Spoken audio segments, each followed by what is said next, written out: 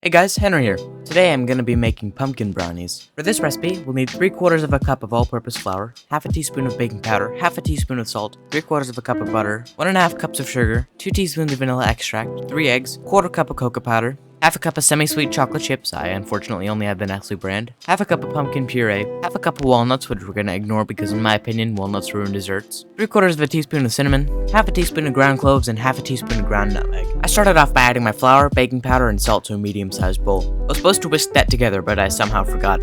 While baking, I forgot to mix my ingredients. I went ahead and set that aside and got out a separate bowl for my wet ingredients. I added my melted butter, sugar, vanilla extract, and eggs, and this time I remembered to combine them. Next, I added my dry ingredients to my wet ingredients and stirred it up. Now here's the thing about this project that caught my eye. The way we're going to make this is by pouring the batter into 2 separate bowls, adding different ingredients to each, layering them, and then swirling it to create a really nice marbling effect. For now though, to the first bowl we're going to add our cocoa powder and chocolate chips. By the way, this recipe is made by Lil Luna, so the link to their website is in the description. To this one, we're going to add our pumpkin puree, our cinnamon, and our cloves. Now I only have whole cloves, so I'm going to try to grind them. I thought this would be easy, but I couldn't find my mortar and pestle, so I had to use a muddler. I've never used one of these before, so there's a 50% chance that everyone who's ever made a drink is feeling a deep disturbance in the force and needs to go screaming to their pillow. Anyway, that didn't work very well, so I flipped it around, and now that 50% chance is a 100% chance. This side worked a bit better, though. After almost an hour, I had about 3/8 of a teaspoon of ground cloves, so I just decided to go with it. Finally, I threw in my ground nutmeg. I got out and greased an 8x8 baking pan, then poured half of my chocolate batter into the pan. Turns out I greased it a little too well because the batter stuck to itself more than it stuck to the pan, and it was super difficult to spread.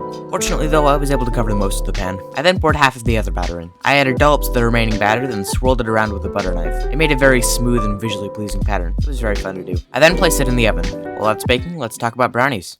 Brownies originated back in 1893 at the World's Columbian Exposition. The head of the board of lady managers, Bertha Potter Palmer, instructed her chef to create a cake-like pastry that would be easy to carry around in box lunches. So they got to work and they created the world's first brownie, made with walnuts and topped with an apricot glaze. The first known instance of brownies in writing was in a book called The Boston Cooking School Cookbook by a woman named Fanny Farmer. However, her recipe did not contain chocolate. Normally in these videos, I would talk more about what the food is made of, but brownies are pretty straightforward. The only notable thing I'll mention is that brownies are actually classified as a type of cookie called bar cookies. Anyway, back to the video. Finally, after 45 minutes, I removed it from the oven to find these beautiful, warm-smelling, almost shiny brownies. I cut up some slices that might have been a bit too small, plated it, and took a taste. And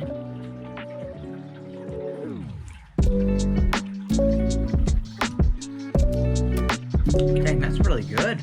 Wow. It was very good. Its flavors were very mellow, but not lacking at all. There was a very nice, even balance between the chocolate and the pumpkin, and the chocolate chips added a nice texture. Overall, I think this recipe deserves the 5 stars it was given on the site. I highly recommend you make these. They're a delicious fall dessert that are great for parties or get-togethers. Anyway, if you enjoyed this video, please make sure you hit the like button and subscribe. It means a lot and helps me do these kinds of projects in the future. Thanks for watching, and I'll see you in the next video. Bye!